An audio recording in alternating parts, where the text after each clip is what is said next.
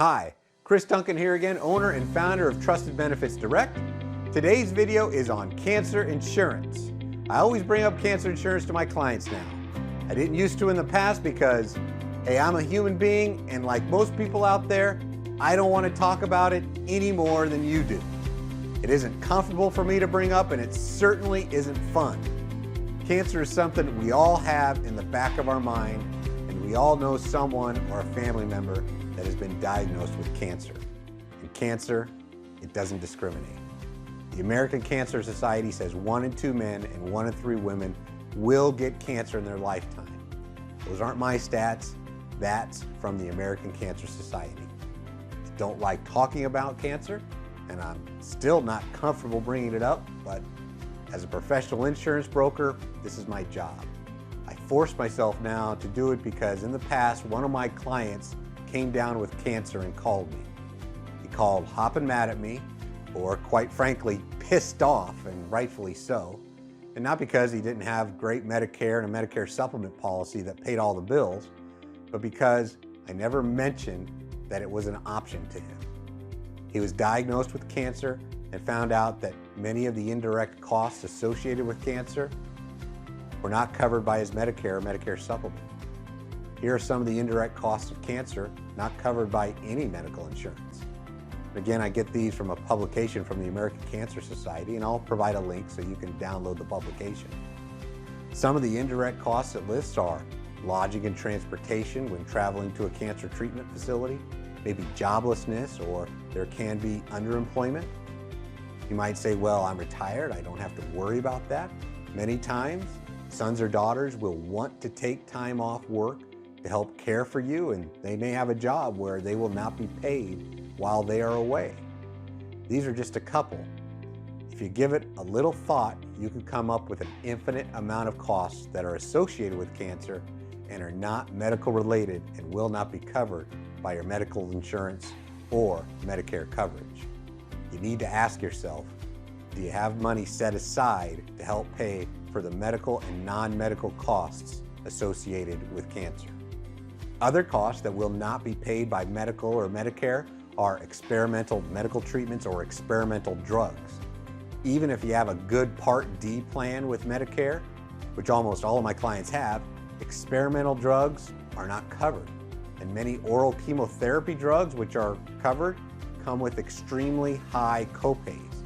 If you know Part D Medicare drug plans, you know they have different tier costs, and your cancer drugs are likely to appear in the highest cost-sharing tiers, usually the tiers where the copay isn't fixed but is a percentage, usually 25 or 33%. If you need these types of drugs, then you are certain to enter the coverage gap, also called the donut hole, and your drug costs can really increase from there.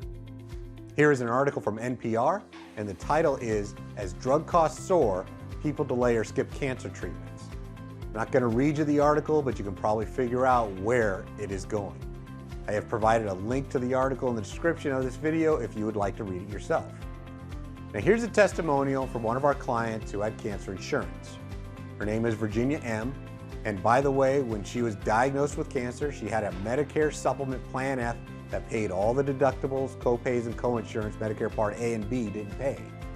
And she said, when I was diagnosed with cervical cancer 3 years ago, I knew the medical bills would be covered.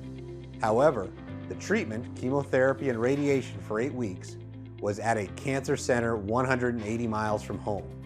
That's when I found out how valuable my cancer insurance proved to be. The motel bill for 2 months, the travel expenses, eating out, even someone to take care of the house while we were gone, were all taken care of with funds we received from the cancer insurance policy. Our daughter took time off work to be with me, and we were able to cover her expenses too. We had the peace of mind that all the unexpected expenses were covered. It was a stressful time, but the cancer insurance sure eased the financial burden. Again, that's from one of our clients. Breakthroughs with research and treatment has led to more people beating cancer and living longer lives. And this is great, but the fact is, this means your ongoing maintenance treatments are longer and expensive. Being an independent agent, I'm able to view many plans from many different companies. I have already done all the research and I know the best plans to get. There are really two different types of plans. One is called a lump sum benefit, and that is the one I recommend, and the other has a confusing schedule of benefits. I will explain both, but the reason I prefer the lump sum is when you are diagnosed with cancer, it pays you the lump sum benefit that you bought. There's no need for hospitalization, and there's no need for treatments to get the benefits you purchased. Let's say you get cancer, and it doesn't matter what type as long as it's internal cancer, and you bought a $25,000 lump sum benefit. It pays you $25,000. Now you get to use this $25,000 on anything you see fit.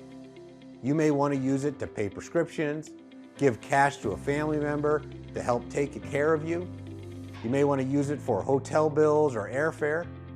Maybe you want to use it to take a vacation. This is insurance you get to use for help while you are living. It is paid to you with no strings attached, and it's a tax-free benefit. Now the other is called a schedule of benefits. There is a schedule for each type of treatment that you get. If you get chemotherapy, it pays you X amount of dollars for each chemo treatment up to a certain amount of treatments. It pays you X amount of dollars for each day that you're in the hospital, if you are in the hospital. And the schedule goes on and on. Then there are claims you need to make. You need to get your medical bills together, send them to the insurance company, and the insurance company looks at the bills and then decides which treatments fall into the schedule of benefits and how much to pay. This type of cancer insurance only pays you when you get treatments. With the lump sum, you take your diagnosis from your doctor, send it to the insurance company, and that's it. The insurance company then pays the lump sum benefit of your policy, and you're free to do with the money as you see fit. Heck, my grandmother was diagnosed with lung cancer, decided not to get any treatment. You don't have to spend it on treatment. You are free to spend any way you like or just save the money. Like I said, there are no strings attached.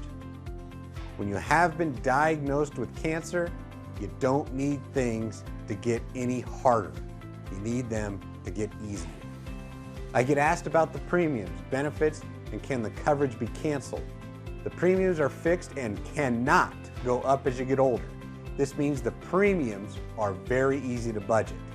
The benefit you pick is guaranteed to never decrease, and also your coverage is guaranteed renewable and can never be canceled as long as you pay the premiums.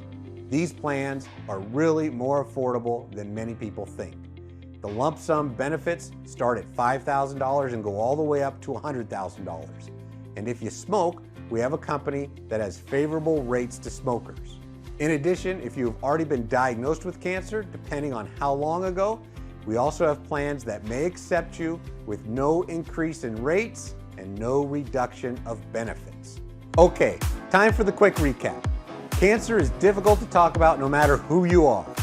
American Cancer Society stats are 1 in 2 men and 1 in 3 women will get cancer in their lifetime. Our medical or Medicare insurance isn't going to cover everything. There are many incidentals insurance doesn't cover, like hotel bills, travel, meals, paying for a son or daughter to take care of you. This list is endless.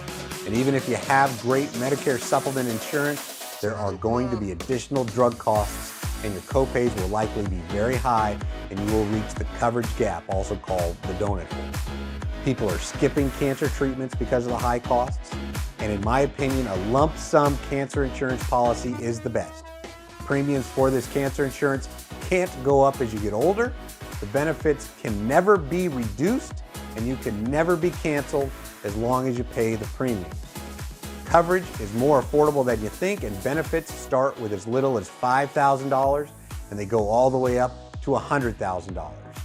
We have companies that have favorable rates to smokers or tobacco users, and we also have companies that will accept you with favorable rates if you have had cancer in the past.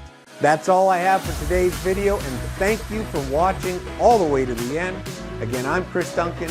If you have a question about this or anything else, I'm here to help. I help with Medicare supplements, Medicare Advantage, Part D prescription plans, dental, vision, hearing plans, cancer insurance, final expense life insurance, also called burial insurance, protecting retirement savings, and more. If you'd like my help, easy to contact me, 800-910-3382. And I look forward to seeing you in our next video.